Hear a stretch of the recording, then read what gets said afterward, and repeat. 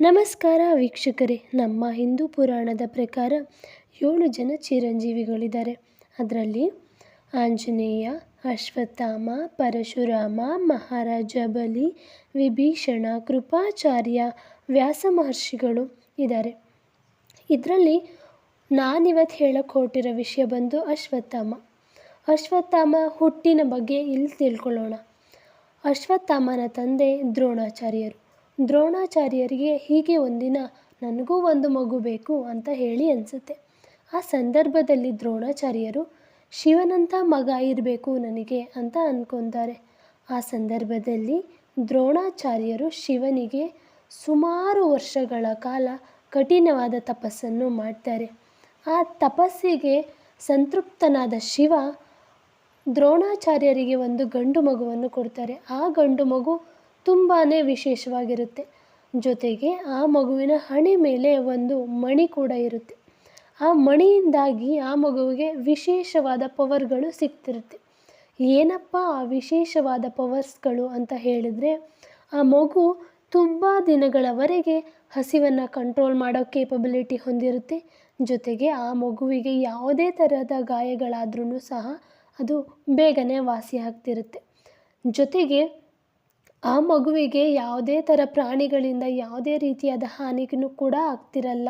ಈ ರೀತಿಯಾದ ವಿಶೇಷವಾದ ಗುಣಗಳನ್ನ ಆ ಮಗು ಹೊಂದಿರುತ್ತೆ. ನಂತರ ಗುರು ದ್ರೋಣರು ಕೌರವರಿಗೆ ಮತ್ತು ಪಾಂಡವರಿಗೆ ಜೊತೆಯಾಗಿ ಶಸ್ತ್ರಾಭ್ಯಾಸವನ್ನು ಮಾಡಿಸ್ತಿರ್ತಾರೆ. ಅದ್ರ ಜೊತೆಗೇ ತನ್ನ ಮಗ ಅಶ್ವತ್ಥಾಮನ್ನೂ ಕೂಡ ಸೇರಿಸ್ಕೊಂಡು ಅವ್ರಿಗೆ ಶಸ್ತ್ರಾಭ್ಯಾಸವನ್ನು ಮಾಡಿಸ್ತಿರ್ತಾರೆ. ಅಶ್ವತ್ಥಾಮ ಎಷ್ಟೇ ಶಸ್ತ್ರಾಭ್ಯಾಸಗಳನ್ನ ಮಾಡಿ ಮುಗಿಸಿದ್ರೂ ಅವ್ರಿಗೆ ಪ್ರಿಯ ಶಿಷ್ಯ ಅರ್ಜುನನೇ. ಹಾಗಾಗಿ ಅಶ್ವತ್ಥಾಮನಿಗೆ ಅರ್ಜುನನ ಕಂಡ್ರೆ ಚಿಕ್ಕಂದಿನಿಂದಲೂ ಆಗ್ತಿರಲಿಲ್ಲ. ಆ ಜೊತೆಗೆ ಅರ್ಜುನನ ಕಂಡ್ರೆ ಆಗದೇ ಇರೋವಂಥ ದುರ್ಯೋಧನನ ಕಂಡ್ರೆ ಅಶ್ವತ್ಥಾಮನಿಗೆ ತುಂಬಾ ಇಷ್ಟ ಆಗ್ತಿತ್ತು.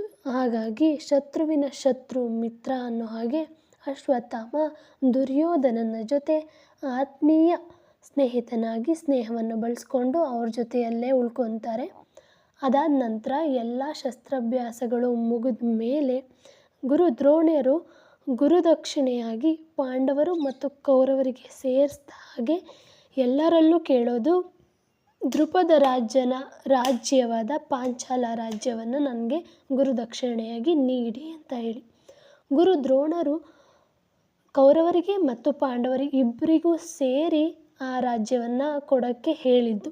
ಆದರೆ ಇಲ್ಲಿ ಪಾಂಡವರಿಗೂ ಮತ್ತು ಕೌರವರಿಗೂ ಮೊದಲಿಂದನೂ ಆಗದೇ ಇದ್ದ ಕಾರಣ ಮೊದಲನೇದಾಗಿ ಪಾಂಡವರು ಹೋಗಿ ದ್ರುಪದ ರಾಜನ ಮೇಲೆ ಯುದ್ಧವನ್ನು ಮಾಡಿ ಗೆಲ್ತಾರೆ. ಗೆದ್ದು ಆ ರಾಜ್ಯವನ್ನು ದ್ರೋಣಾಚಾರ್ಯರಿಗೆ ನೀಡ್ತಾರೆ. ಆ ದ್ರುಪದ ರಾಜ್ಯವಾದ ಪಾಂಚಾಲ ರಾಜ್ಯಕ್ಕೆ ಗುರು ದ್ರೋಣರು ತನ್ನ ಮಗ ಅಶ್ವತ್ಥಾಮನ ರಾಜನಾಗಿ ನೇಮಿಸ್ತಾರೆ. ಇಲ್ಲಿ ಕೌರವರ ಪರವಾಗಿ ಅಶ್ವತ್ಥಾಮ ಮತ್ತು ಗುರು ದ್ರೋಣರು ಯುದ್ಧವನ್ನು ಮಾಡ್ತಾರೆ. ಆ ಯುದ್ಧದಲ್ಲಿ ಹೇಗೆಲ್ಲ ಅವರು ಜಯನ ತಂದುಕೊಟ್ರು, ಅವ್ರ ಪಾತ್ರ ಏನು ಕುರುಕ್ಷೇತ್ರದಲ್ಲಿ ಅನ್ನೋದನ್ನ ಮುಂದಿನ ಭಾಗದಲ್ಲಿ ತಿಳಿಸ್ಕೊಡ್ತೀನಿ. ಹರೇ ಕೃಷ್ಣ.